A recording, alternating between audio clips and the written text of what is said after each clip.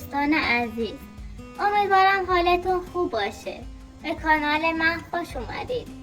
امروز دوباره برگشتیم با یک نقد و بررسی جدید از یکی از ویدیوهای پرن، ویدیوهایی که احسان هم در آن حضور دارد و نکات جالبی پشتش پنهان شده.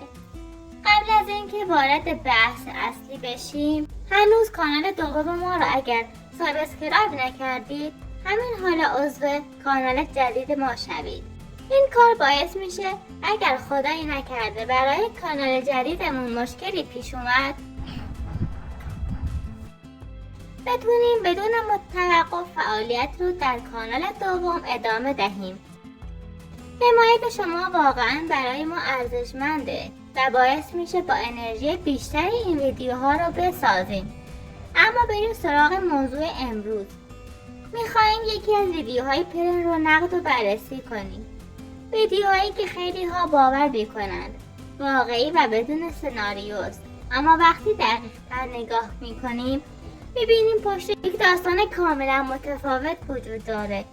خانه‌ای که در ویدیوهای پرن میبینید در واقع نزدیک خانه طیبه وجود دارد، یک مکان ساده و روستایی که فقط برای فیلمبرداری انتخاب شده تا خانواده پرن فقیرتر و مظلومتر به نظر برسند.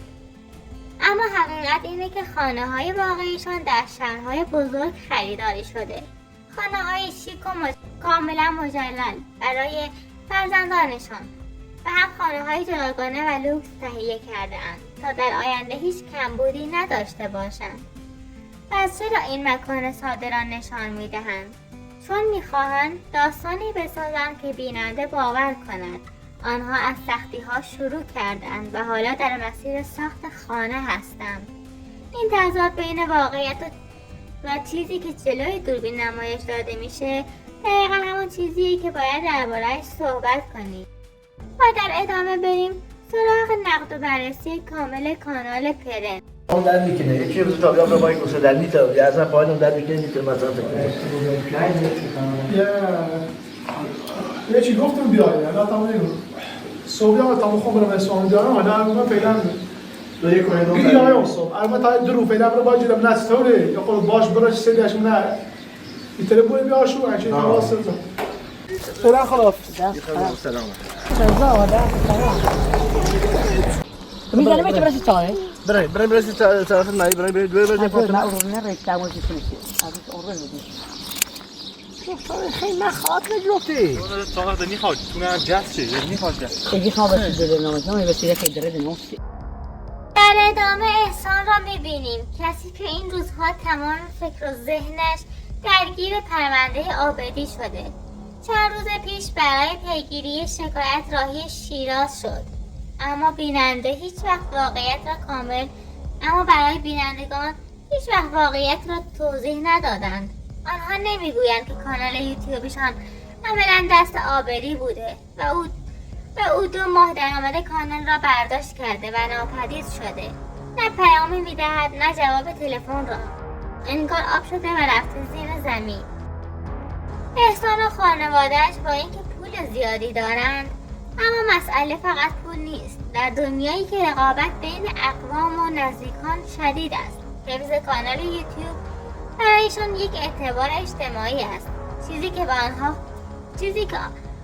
که با آن خودشان را بزرگتر و موفق‌تر و تاثیرگذارتر نشان می‌دهند.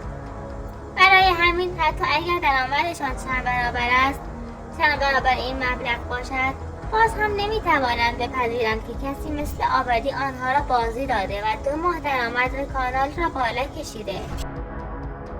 احسان حالا بین فشار روحی، خستگی و سفر و نگرانی از آینده کانال گیر کرده. از یک طرف باید آبروی خودش را حفظ کند، از طرف دیگر باید ثابت کند که هنوز کنترل اوضاع را در دست دارد. این روزها هر لحظه‌اش با استرس و پیگیری و تلاش برای جمع کردن این ماجرا می‌گذراند و ما قرار است در ادامه ببینیم که این داستان به کجا میرسه. یکی که خاصی ما منو وقتی ما نمی‌کنه اما با ما برای مستلم اول بخوسی ملت تماسی ده سال بخوام تو خوی ایام بگم سوال خواهش که تو خودت تمرین بیار تا برای تو نیوری که در ماجی اساس بیا بود سفیدی ده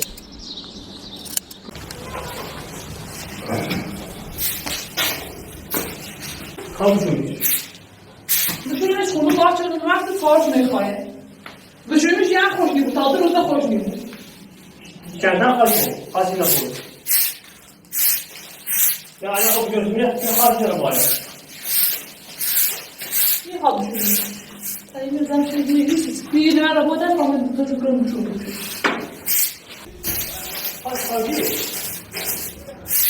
خاصی کنم خاصی مطلعش کنم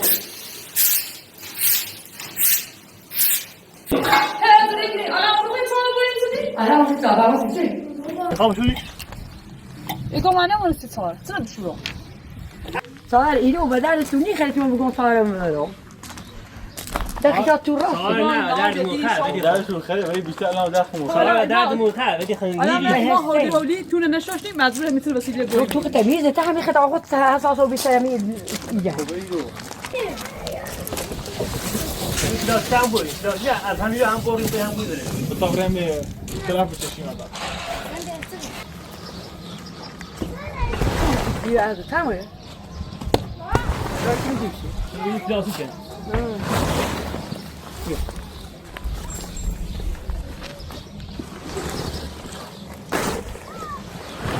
نه اصلا این مششینی به تای بیا پشت با پشت او تا پشت بود چه داخل چسیف نو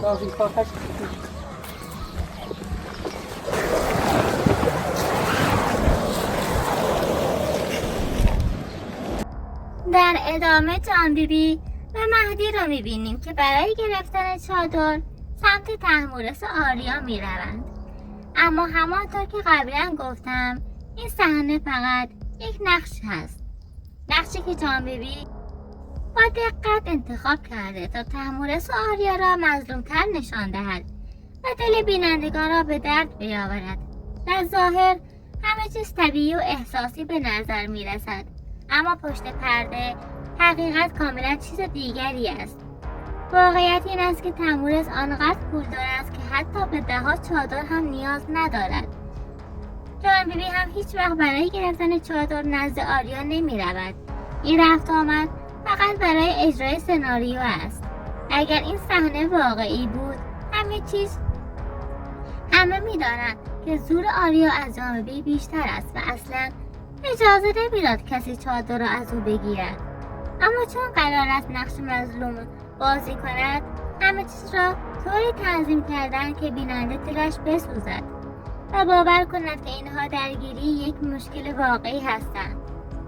از طرف دیگر آریا وقتی اتاق را جارو می کند وانمود می کند که نمی تواند جارو کند. بعد گرد و خاک بدش می آید.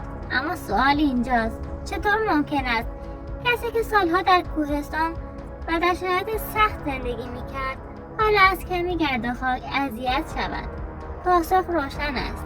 این هم بخشی از نقشه است، بخشی از داستانی که می خواهد برای مردم بسازند. آنها خانه های اصلی و واقعیشان را نشان نمی دهند، چون اگر مردم ببینند که چه زندگی راحت و چه امکاناتی دارند دیگر نمی توانند ادعا کنند که فقیر بودند و تازه حالا دارند خانه می سازند. پس بهترین راه این است که نقش سختی کشیدن را بازی کنند، نقش آدم هایی که تازه از سفر شروع کرده اند، در حالی که همه می دانند سالهاست پول و امکانات فراوانی دارند. در نهایت این صحنه هم مثل بسیاری از صحنه‌های دیگر فقط یک سناریوی حساب شده است، سناریویی که برای جذب بیننده، بالا بردن بازی و ساختن تصویری که با واقعیت فاصله زیادی دارد.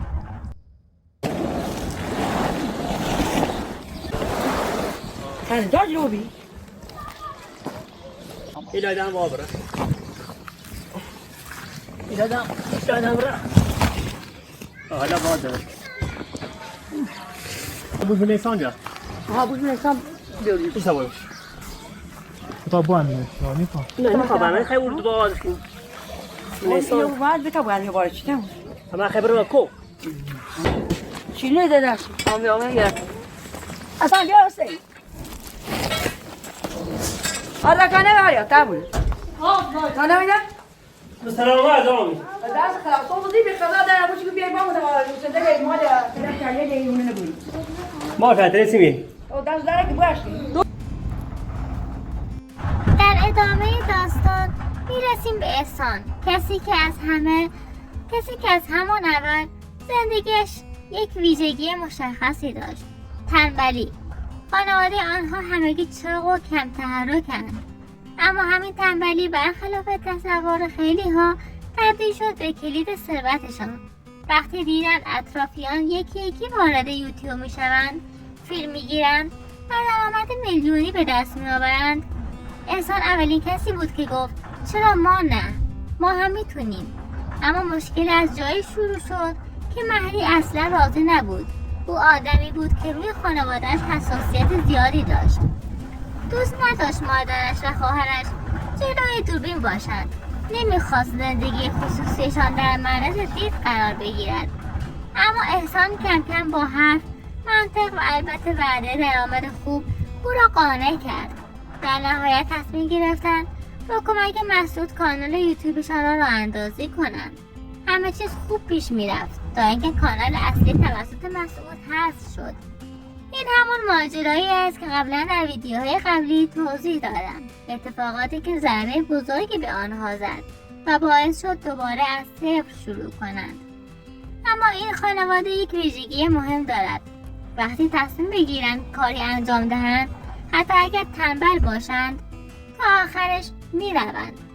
از آن طرف احسان و مهدی فقط با چالش های یوتیوب درگیر نبودند، بلکه باید نقش هایی را هم بازی میکردند تا بیننده بیشتر جذب شود. مثلا صحنه‌هایی که جان بیبی مظلومانه دنبال چادر میرود یا آریا وانمود میکند که از گرد و خاک برش میآید، در حالی که سالهاست در کوهستان زندگی کرده بودند. و البته آن صحنه هم دروغ بود. اینها همه بخشی از سناریوی حساب شده بود، سناریویی که قرار بود بیننده را احساساتی تر کند، ناراحت کند و در نهایت باعث شود ویدیوها بیشتر دیده شود. واقعیت این است که این خانواده برخلاف چیزی که نشان میدهند پول و امکانات زیادی دارند. تا ویدیوی بعدی، خدا نگهدار.